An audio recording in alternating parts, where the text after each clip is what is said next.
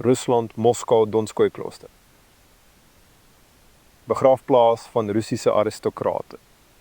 Daar is baie al grafstene. Dit is die grafsteen van prins Nikolai Vjazemski. Hy het gesterf in 1846. Grafsteen gemaak van rooi graniet. Gemaak in die vorm van 'n koniese urn. Die grafsteen is op 'n betonstaander gemonteer. Baie hoë kwaliteit gemaak. Gladde granietoppervlak, perfekte verwerking. Daar is geen naad tussen verskillende dele van die grafsteen nie. Dit is 'n enkele stuk rooi graniet. Hier is die onderste rand van die grafsteen. En hierbo is 'n enkele monoliet sonder nate of gewrigte. 'n Perfek vervaardig soliede stuk klip. Spieelgepoleerde klipstaander.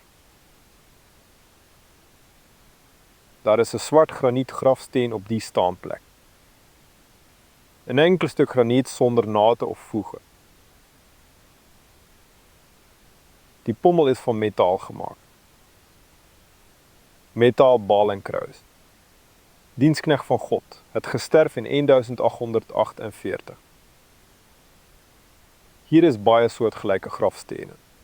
Die grafstene het 'n komplekse geometriese vorm.